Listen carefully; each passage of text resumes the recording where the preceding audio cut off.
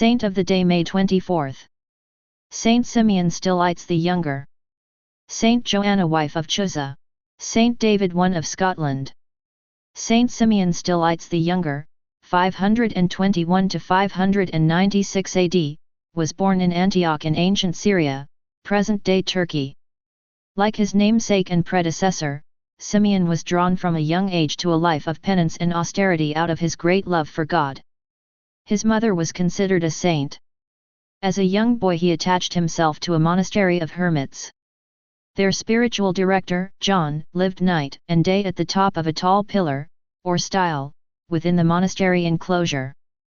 The holy hermits who lived in this manner, separated from the world on top of a pillar, were called Stylites. Simeon the Younger imitated John and lived on a smaller pillar erected near his larger one. Simeon continued to live in this way on 3 different pillars, each one higher than the next, from boyhood until his death. His final pillar was 12 meters high. During his life he was ordained a deacon and a priest. Disciples gathered around him and would climb a ladder to receive Holy Communion from his hands. He worked many miracles during the course of his life. Hearing of his great sanctity, people came from distant countries for his blessings, cures, prophecies, and spiritual advice. After his death his pillar remained a place of pilgrimage, the ruins of which still exist today. His feast day is May 24th. Saint Joanna, wife of Chuza. Joanna is the next Galilean woman Luke introduces. Little is said about Joanna, but the brief mention that Luke presents offers an intriguing clue. He included the fact that Joanna had a close connection to Herod Antipas the Tetrarch, who had John the Baptist beheaded. Joanna was the wife of Herod's steward, Chuza. Being a steward, Chuza likely had the responsibility of overseeing Herod's estate, a job that surely demanded a certain loyalty to this ruler. One can only guess how Joanna managed to support her husband and follow Jesus without any conflict. Perhaps Joanna and her husband were present at the ill-fated birthday banquet. Maybe they heard Herod's order for the beheading of John the Baptist and perhaps even saw the gruesome platter. We can only wonder. Joanna is mentioned by name only one other time in the Bible. Luke lists her as one of the women who went to the tomb on the day of the resurrection.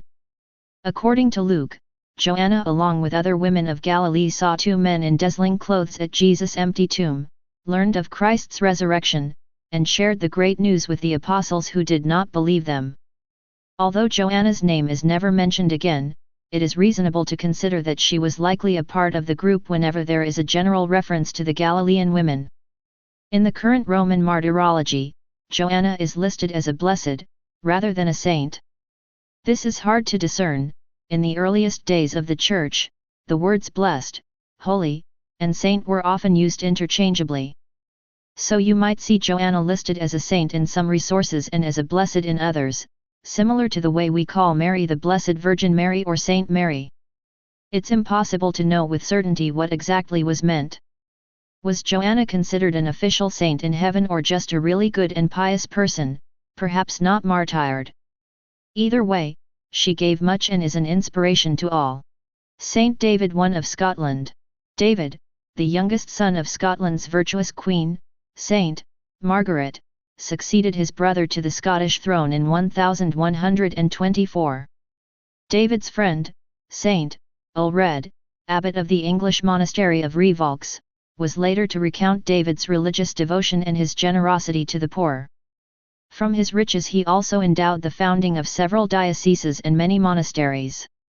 David was to express profound remorse for an ill-conceived and ill-fated invasion of England he had ordered on behalf of his niece. He also suffered the sorrow of the premature death of his only son. On Friday, May 22, 1153, as David was nearing death, he received the anointing of the sick and viaticum, after which he devoted himself to reciting the Psalms with those at his bedside.